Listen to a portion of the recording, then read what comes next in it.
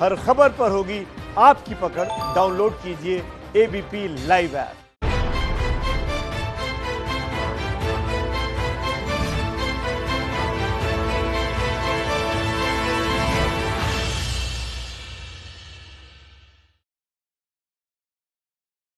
निरामयाः सर्वे भद्राणि पश्यन्तु।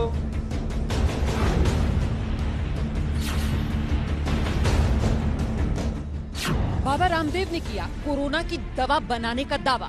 कोरोना की पहली Ayurvedic clinically control trial based evidence research based medicine Patanjali research centre और नीम्स के संयुक्त प्रयास से तैयार हो गई है। कोरोनिल नाम की दवा बाजार में उतारना चाहते हैं रामदेव। क्लिनिकल कंट्रोल ट्रायल नहीं है वो, तब तक उस चीज को उस रूप में स्वीकार्यता नहीं मिल सकती थी। इसलिए हमने पहली बार निम्स यूनिवर्सिटी के साथ मिल करके क्लिनिकल कंट्रोल ट्रायल किया और उसके रिजल्ट्स बहुत ही अद्भुत रहे हैं, जिस रिजल्ट को आज हमने पूरे देश के सामने देश को बताया है। आयुष मंत्रालय ने कहा बिना जांच के नहीं बेच सकते दवा। हाँ, बहुत खुशी की बात है। एक नया मेडिसिन उन्होंने तैयार किया है और जो तैयार किया है वो आयुष के पास आना चाहिए। इसके पहले किसी ने उसका एडवर्टाइजमेंट नहीं करना चाहिए। हमारी बात है इसलिए हमको कहा कि आपका जो कुछ आपने किया है वो पेपर यहाँ भेज दो, वो हम आपको कंफर्म करके उसके आगे विचार करेंगे, दे देंगे। ये तो रूल है। इसके बगैर वो कोई भी व्यक्ति एडवर्टाइजमेंट नहीं कर सकती। डॉक्टर्स ने उठाए बाबा रामदेव की दवा पर सवाल। एक ये क्लेम आया जो कि भाई एक आयुर्वेदिक दवा है, इससे 100% ठीक हो जाएगा। तो ये थोड़ा सा मतलब अटपटा सा लगता है आज की साइंटिफिक दुनिया के अंदर कि क्योंकि कोई भी दवा जो अगर किसी मरीज को देनी है, खासकर इतने सीरियस जो प्रॉब्लम चल रही है, पेंडेमिक चल रही है, तो वो साइंटिफिक स्टडीज तो उसकी होनी चाहिए, इसमें कोई डाउट नहीं है। महाराष्ट्र सरकार ने दवा को बताया जाली। उस प्रकार की उन्होंने महाराष्ट्र में मिसलीडिंग एडवर्टाइजमेंट देने की कोशिश की तो उनके ऊपर गुनाह दाखिल महाराष्ट्र में किया जाएगा। महाराष्ट्र के बीजेपी नेता ने किया रामदेव का बचाव। ऐसे व्यक्ति की दवा को जिस व्यक्ति ने योग, अध्यात्म और देशभक्ति के लिए अपना सारा जीवन समर्पित कर दिया है, त्यागी जीवन है, जो लोगों के हितों के लिए लड़ रहे हैं, ऐसे व्यक्ति की दवा को जांच पड़ताल के बगैर स्प्यूरियस बोलना, बनावटी बोलना, ये कहाँ का न्याय है? राजस्थान सरकार ने कहा लोगों के साथ भद्दा मजाक है दवा। बिना आधार के इस तरह की मार्केटिंग करना मैं समझता हूँ जायज नहीं है इस महामारी के दौर में। ये तो भद्दा मजाक है। उत्तराखंड सरकार भेजेगी बाबा रामदेव को नोटिस। जिन्होंने लाइसेंस हमको एक तरह से प्रतिरक्षा क्षमता विकसित करने को लेकर लिया है। इस बाकी क्लिनिकल ट्रायल इन्होंने कहाँ किया, उसमें किसने इनको वो दिया, इस संबंध में तो वही ज्यादा बेहतर इस संबंध में बता सकते हैं। रामदेव बोले आयुर्वेद का विरोध करने वालों को जवाब मिलेगा।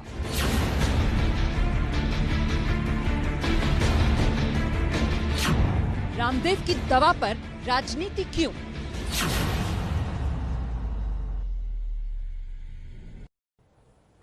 मैं आपका परिचय कराती हूँ। खास मेहमान आज की इस चर्चा में हमारे साथ शामिल हो रहे हैं। राजस्थान सरकार के मंत्री हैं प्रताप सिंह खाचरियावास जी, वो इस चर्चा में हमारे साथ मौजूद हैं। एनसीपी के नेता महेश तापसे हमारे साथ मौजूद हैं। हमारे साथ दिल्ली यूनिवर्सिटी में प्रोफेसर संगीत रागी मौजूद हैं और साथ ही डॉक्टर एम वली, सीनियर कंसल्टेंट, सर गंगाराम अस्पताल, इस चर्चा में शिरकत कर रहे हैं। बहुत बहुत स्वागत आप सभी का। मुझे लगता है सबसे पहले प्रताप सिंह जी को आना चाहिए। प्रताप सिंह जी, योग गुरु रामदेव ने वो जो प्रेस कॉन्फ्रेंस की थी उसमें उन्होंने बताया कि बाकायदा एविडेंस बेस्ड, रिसर्च बेस्ड और रिसर्च में सहयोगी तो आपकी राजस्थान की निम्स यूनिवर्सिटी थी। आप लोगों को पता ही नहीं है क्या? एक बात आप मानकर चलिए, जिस तरह का माहौल पूरे देश में बना, तो अब राजस्थान सरकार, क्या भारत सरकार ने परमिशन दे दी उनको? भारत सरकार, राजस्थान सरकार पूरी दुनिया का, पूरे देश का मामला है। हमारा कोई रामदेव स्वामी जी से कोई विरोध नहीं है, किसी से विरोध नहीं है, लेकिन पूरा देश एक कानून कायदे के तहत चलता है। मेडिकल का मामला है, कोरोना का मामला है, उसमें आप इतना बड़ा डिसीजन लेने के लिए जा रहे हैं। कौन से साइंटिस्ट ने तय कर दिया? क्या भारत सरकार ने इसको लागू कर दिया? भारत सरकार, प्रधानमंत्री जी तो इनके बहुत ना, प्रधानमंत्री नरेंद्र मोदी जी घोषणा कर दें, कौन मना कर रहा है? पूरा देश मान लेगा, WHO घोषणा कर दें। रामदेव जी से विरोध तोड़ना, ये कोई लोगों की जिंदगी को संकट में तोड़ना डाला जा सकता है। ये कोई रामदेव जी से व्यक्तिगत लड़ाई नहीं है राजस्थान सरकार की। हमारा रामदेव जी से कोई विरोध नहीं है। कह रहे हैं कि रामदेव जी का विरोध थोड़ा ही है, रामदेव जी से थोड़ी कोई दिक्कत है, लेकिन फिर जिस तरीके से आप घेर रहे हैं कि अगर ऐसा ही है तो फिर प्रधानमंत्री से करवा लें। कहीं ना कहीं करीबियां जो हैं योग गुरु रामदेव की बीजेपी से या मोदी सरकार से, वो चुपती हैं, इसीलिए दवा बहाना रामदेव को निशाना बना रहे हैं आप लोग। ये सवाल है ना सर बड़ा? नहीं, आप गलत बात कर रहे हैं। ये तो आप बोल रहे हैं। इस चर्चा को बड़ा महत्वपूर्ण बनाने के लिए हमारा कोई टारगेट नहीं है। मोदी जी से उनकी नजदीकियां, प्रधानमंत्री जी से या किसी और से, उससे क्या फर्क पड़ता है? नजदीकियां अपनी जगह, आयुर्वेद का सम्मान है, कांग्रेस बीजेपी पूरी दुनिया आयुर्वेद को मानती है, तो आयुर्वेद का ठेका किसी एक के पास नहीं है। आयुर्वेद हो, एलोपैथी हो, सबका अपना सिस्टम है। लेकिन कोरोना को लेकर दवाई के मामले में भारत सरकार, ये तो प्रधानमंत्री जी को तय करना है, वर्ल्ड हेल्थ ऑर्गेनाइजेशन को तय करना है, भारत सरकार का जो मेडिकल डिपार्टमेंट है उसको तय करना है। उनसे तो आप पहले सर्टिफिकेट ले लो। सर आप जो बात कह रहे हैं ना, आप जो बात कह रहे हैं, ठीक है, आपकी बात को पूरा सम्मान देते हुए सर मैं यहाँ पर काउंटर करना चाहती हूँ और मैं लेकर आना चाहती हूँ एनसीपी के नेता महेश तपासे जी को। सर, एनसीपी के ही नेता हैं, आपकी सरकार जो चल रही है महाराष्ट्र के, उसके मंत्री हैं, वो तो इतना भी इंतजार नहीं करते कि आयुष मंत्रालय जांच कर ले और सर्टिफिकेट देते। वो तो उससे पहले ही योग गुरु रामदेव की दवा कोरोनिल को फर्जी बता देते हैं सर। तो इसको क्या माना जाए? ये तो रामदेव के खिलाफ है आप लोग। इस वजह से आप लोग इंतजार भी नहीं कर रहे हैं कि दवा को सर्टिफिकेट तो मिल जाए, उसके बाद ही अपनी भड़ास निकाल लेते सर। देखिए, जिसने दवा बनाई वो सर्टिफिकेट मिलने के बाद क्यों एडवर्टाइजमेंट करता? If you are advertising your proper certification, does it not amount to fooling people? Let the certification come. Ramdev Baba ji क्यों नहीं रुकते? अगर उनके पास आयुष मंत्रालय का सर्टिफिकेशन है, आईसीएमआर का सर्टिफिकेशन या और भी कोई सर्टिफिकेशन है, वो सर्टिफिकेशन आने के बाद वो प्रचार करें ना। हम सब लेंगे उनकी दवा, लेकिन सर्टिफिकेशन आने के पहले आप एक मार्केटिंग कर रहे हैं, उस प्रकार लोग डरे हुए हैं और इसमें अगर समझो नेगेटिव इंपैक्ट हो गया तो क्या करेंगे? आयुष मंत्रालय को सर्टिफिकेट देने दीजिए। जैसे अभी राजस्थान के मंत्री महोदय ने कहा कि अगर प्राइम मिनिस्टर एंडोर्स करते हैं या दूसरा कोई एंडोर्स करता है तो जरूर लेंगे, हमको कोई दिक्कत थोड़ी है।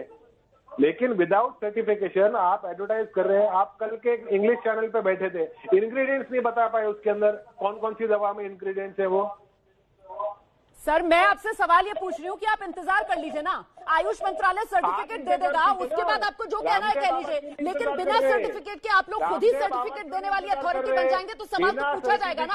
आप किस आधार पर कह रहे हैं कि दवा फर्जी है? आप देश को ये बताइए। इंतजार करें भाई, कानून क्या कहता है? कानून कहता है सर्टिफिकेशन के बाद आप उसका प्रचार कीजिए, सर्टिफिकेशन के बाद आप उसका मैन्युफैक्चर कीजिए और सर्टिफिकेशन के बाद आप उसका सेल कीजिए। बिना सर्टिफिकेट आए क्या सरकार का मंत्री किसी दवा को फर्जी कह सकता है? मैं बस इतना पूछ रही हूँ आपसे।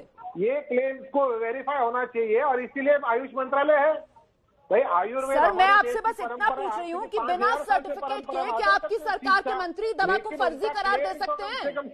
क्या फर्जी कह सकते हैं आप बिना सर्टिफिकेट आए दवा को? क्या आप आज ये कह रहे हैं कि दवा फर्जी है? ना फर्जी कह रहा हूँ ना जायज कह रहा हूँ। मैं ये कह रहा हूँ कि बाबा, अरे अनिल देशमुख साहब कह रहे हैं फर्जी। इंतजार करना चाहिए। आपकी सरकार के मंत्री फर्जी कह रहे हैं दवा को, इसी वजह से तो मैं यहाँ पर बैठकर आपसे सवाल पूछ रही हूँ। मैं लौटूंगी आपके पास। इस समय केंद्र सरकार के मंत्री प्रेस कॉन्फ्रेंस कर रहे हैं, सीधे दर्शकों को लेकर चलते हैं। दोनों पक्ष के सहयोग में भी होगा और ये संभव भी है।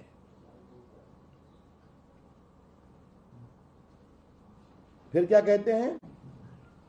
The FTA between China and India should be comprehensive with A free flow of good services, investment and capital.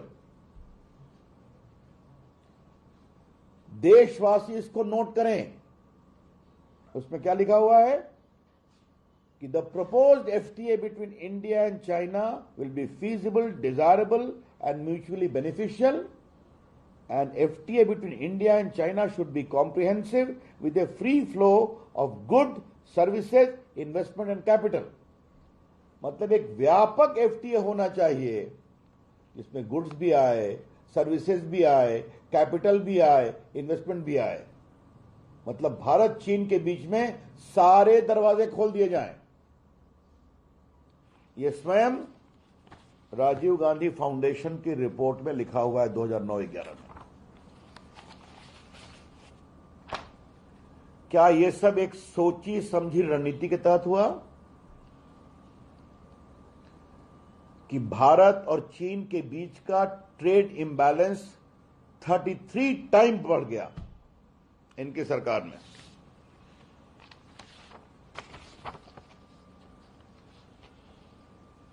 जो ट्रेड डेफिसिट है भारत और चीन के बीच में, ये 33 गुना आगे बढ़ गया। The trade deficit between China and India, because of all this lobbying by the Rajiv Gandhi Foundation, after they received a bribe from the Chinese embassy, and the way they comprehensively campaigned for free flow of FTA in all respects, showed this great rise. Congress party, please explain.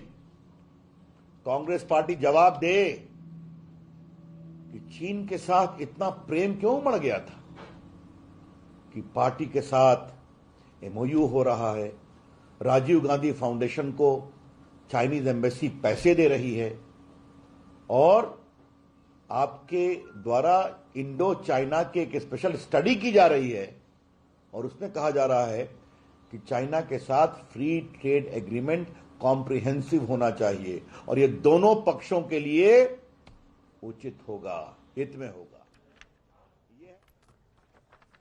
तो कानून मंत्री की press conference आप सुन रहे थे। कांग्रेस को घेरते हुए सीधे निशाने पर सोनिया गांधी, राहुल गांधी को लेकर चीन की तरफ से हो रही फंडिंग पर सवाल पूछ रहे हैं कानून मंत्री रविशंकर प्रसाद। हम छोटे से ब्रेक के लिए यहां पर रुक रहे हैं और जब लौटेंगे तो संविधान की शपथ में आज हम बात कर रहे हैं योग गुरु रामदेव, जो देश के सामने आते हैं, कहते हैं कोरोना को लेकर दवा उन्होंने हासिल कर ली है, लेकिन उसी दवा को लेकर जो देश में राजनीति हो रही है